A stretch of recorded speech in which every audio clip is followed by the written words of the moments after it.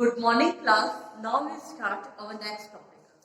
Translation में ही अभी तक हमने present continuous tense, past continuous tense की बात की थी। अब हम बात करेंगे फ्यूचर कॉन्टिन्यूअस टेंस की। ठीक है, इसमें देखिए भविष्य में जो काम आपका निरंतर होगा उसमें जो आपका सेंटेंस का एंड होगा वो उसमें रहा होगा, रहे होंगे, रही होगी, ये सब आएगा। तो ऐसे सेंटेंस जब जिसमें हिंदी में रहा होगा, रहे होंगे, ये सब आएगा तो वो सेंटेंस आपके हमेशा फ्यूचर कॉन्टिन्यूअस टेंस में होंगे। और इंग्लिश में विल बी, शैल बी, ठीक है, ये सब आपको मिलेगा। तो शैल बी प्लस वर्ब की फर्स्ट फॉर्म प्लस आईएनजी, अगर ये सब आपको मिलता है तो वो आपके फ्यूचर कॉन्टिन्यूअस टेंस के सेंटेंस होते हैं। अब हम बात करेंगे इसके स्ट्रक्चर की। देखिए अफर्मेटिव सेंटेंस में इसका स्ट्रक्चर होगा सब्जेक्ट विल बी या शैल बी, वर्ब की first form plus ING plus object. अब हम नेगेटिव सेंटेंसेस की बात करेंगे तो subject plus will not be और शैल नॉट बी, दोनों में से कोई एक लगेगा, प्लस वर्ब की first form plus ING plus object. ठीक है, अब इंट्रोगेटिव सेंटेंसेस की बात करेंगे तो क्या लगेगा, सबसे पहले विल या शैल या interrogative verb plus subject plus be plus verb की first form plus ING plus object plus question mark. ठीक है, विल भी हमेशा सेकंड और थर्ड पर्सन के साथ लगता है और शैल भी हमेशा फर्स्ट पर्सन के साथ लगता है। ये सब बातें आपको ध्यान में रखनी होगी ट्रांसलेशन फॉर्मेशन करने के लिए जब आप हिंदी सेंटेंस को इंग्लिश सेंटेंस में चेंज करोगे। क्लियर?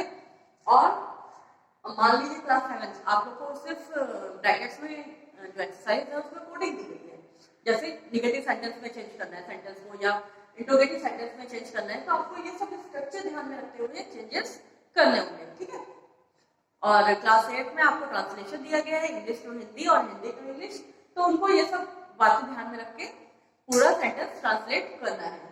अब हम बात करेंगे अफर्मेटिव सेंटेंस की। जैसे अमन फुटबॉल खेल रहा होगा, तो अमन खेल रहा होगा विल बी, ठीक है, प्लेइंग वर्ब की फर्स्ट फॉर्म प्लस आईएनजी, क्या खेल रहा है, फुटबॉल। ठीक, तो इस तरह से आपका सेंटेंस कंप्लीट हो गया, Aman will be playing football. ठीक, हम स्कूल जा रहे होंगे, we shall be going to school. ठीक है, क्लियर? इस तरह से आपको अफर्मेटिव सेंटेंस किस तरह से ट्रांसलेट करना है या किस तरह से ट्रांसफॉर्म करना है ये समझ में आ गया है। अब हम बात करेंगे नेगेटिव सेंटेंस की। अब अमन फुटबॉल नहीं खेल रहा होगा, नहीं लगाने से ये सेंटेंस क्या बन जाता है, नेगेटिव। तो अमन will not be playing football। फिर हम स्कूल नहीं जा रहे होंगे, हम को इंग्लिश में क्या बोलते हैं, we, स्कूल को स्कूल एंड नहीं को नॉट, तो we shall not be going to school। Clear? अब हम बात करेंगे इंट्रोगेटिव सेंटेंस की।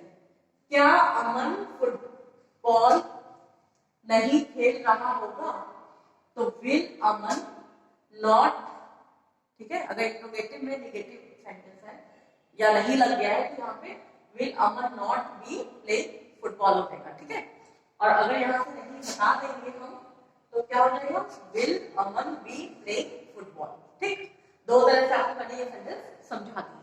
अब बात करेंगे क्या राम खेल रहा होगा, इंट्रोगेटिव है, क्वेश्चन मार्क लगाया, जाहिर सी बात है, तो विल राम बी प्ले। ठीक, क्लियर? तो इस तरह से आपको ट्रांसलेशन समझ में आ गई होगी कि किस तरह हम अफर्मेटिव को नेगेटिव बनाते हैं या इंट्रोगेटिव बनाते हैं, या कोई भी हिंदी का सेंटेंस है तो उसे कैसे हम इंग्लिश बनाएंगे, और इंग्लिश का सेंटेंस है तो कैसे हम उसे हिंदी बना सकते हैं। ठीक है, अब हम बात करेंगे यूजेस की। देखिए जो कार्य कुछ ऐसे कार्य होते हैं जिसे करने के लिए भविष्य में एक निश्चित समय पर चल रहा है, फिक्स टाइम पे चल रहा है, तो ऐसे सेंटेंस आपके फ्यूचर कॉन्टिन्यूअस टेंस में आते हैं। At this time tomorrow we shall be playing a match। ठीक है, इसी समय कल हम मैच खेल रहे होंगे। कई बार बात हम करते ना, कहीं हमें जाना होता है तो क्या बोलते हैं, कल इस समय हम ट्रेन में बैठे होंगे, तो ऐसे सेंटेंस आपके किस में होंगे, फ्यूचर कॉन्टिन्यूअस टेंस में। ठीक है, अब हम बात करेंगे दूसरे example, when you reach Shimla it will be snowing. ठीक है, जब हम शिमला में पहुंचेंगे तो वहां बर्फ गिर रही होगी। ठीक है, तो ऐसे सेंटेंस आपके किस में आ गए, फ्यूचर कॉन्टिन्यूअस टेंस में। अब वक्ता यानी कि जो मैं बोल रही हूँ स्पीकर, उसका अगर भविष्य संबंधी अनुमान को व्यक्त करने के लिए होता है तो भी आपके सेंटेंस किसमें आएंगे, फ्यूचर कॉन्टिन्यूअस टेंस में। जैसे my mother will be washing clothes, मेरी माँ कपड़े धो रही होगी।